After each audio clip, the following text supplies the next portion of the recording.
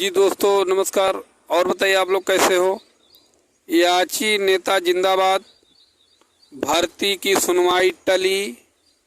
याची बनाओ अभियान चालू करने का भरपूर मिला मौका। दोस्तों मैं बता दूं, सब खेला हो गया खराब। अब चालू होगा बहुत बड़ा खेला। एक दो सुनवाई अगर नहीं हुआ बीच में तो सारा बना बनाया काम होगा चौपट। और इस भर्ती को ना करवा पाने का मेन श्रेय ये जो नेता नगरी हैं यही लोग लेंगे, क्योंकि ये बहुत पिटिर पिटिर करते हैं। जानना बूझना कुछ है नहीं इनको, केवल लोगों के साथ खिलवाड़ करना है, चंदा बटोरना है। चंदा ले ले करके ये सब अपना घर भर लिए हैं।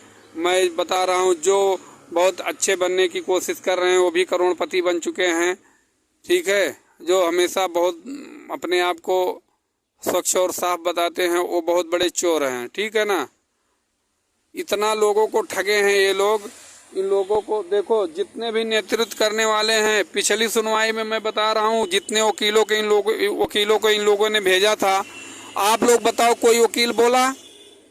किसी वकील ने कुछ कहा? जो जज साहब ने पूछा कोई वकील बोलने को तैयार नहीं था, कोई एडवोकेट बोलने को तैयार नहीं था। वहाँ पे जो भी अभ्यर्थी थे अभ्यर्थियों ने बताया जो उन्होंने पूछा। तब बताओ ये नेता नगरी की चाल है। डेट भी टलवाने में इन्हीं लोगों का चाल है। ठीक है, क्योंकि उन लोगों का कोठरी फुल है पैसे से। वो लोग इतना चंदा ले चुके हैं कि उनका कुछ होने जाने वाला नहीं है। वो आज से नौकरी पा जाएं तब भी उतना नहीं कमा पाएंगे। तो भैया आपके लिए वो क्यों जाएंगे काम करने? आप लोग बताइए हमको। अब तो इनको याची बनाने का भी मौका मिला। कुछ लोग अभी भी याची बना रहे हैं, केस भी एक्सेप्ट करवाएंगे। ढेर सारा मौका मिल गया है। नेता नगरी जिंदाबाद। वारे नेता, ऐसे ऐसे नेता अगर धरती पर होते रहेंगे तो लोगों का कल्याण होता रहेगा। आप हमको बताओ, ये लोग कुछ बोलने को तैयार नहीं। इनके जितने एडवोकेट है कोई नहीं बोलने को तैयार है। जितना नेता है, किसी नेता का एडवोकेट बोला हो बता दो। जब इनका एडवोकेट वहाँ ना तो कुछ पूछ रहा है, ना बोल रहा है, ना कोई मांग कर रहा है कैसे होगी भर्ती। इन्हीं लोगों की देन है जो डेट टली है। ठीक है, सारा दोष नेताओं का है। और मैं कह रहा हूँ भर्ती हो पाना बहुत ही मुश्किल है। दोस्तों मैं हाथ जोड़ के विनम्र निवेदन करता हूँ, जो लोग जहाँ पर कार्यरत हो, कुछ कर रहे हो, छोटा मोटा काम कर रहे हो या बड़ा काम करो, सब लोग करते रहो, अपने परिवार में रहो, खुश रहो, मस्त रहो और इन चंदा चोरों से अब दूरी बना लो। बहुत पछताओगे जीवन में, बहुत पछताओगे। तब याद आएगी कि किसी ने कुछ कहा था। अब आप बताओ, ये जब हियरिंग ठीक से नहीं करवा पा रहे हैं, इनका आपस में सामंजस्य नहीं ठीक है। और मैं बता दूं, जितने नेता हैं, जितना नेता नगरी की टोली है, वो भर्ती के मानक पर खुद नहीं खड़ा उतर पा रहे हैं। मैं बता रहा हूँ 80% नेता याची बनाने वाला ऐसा है जो 30-11-11 विज्ञापन का एप्लीकेंट ही नहीं है, उसमें फॉर्म ही नहीं भरा है। ठीक है, 30-11-11 विज्ञापन में वो फॉर्म ही नहीं भरा है।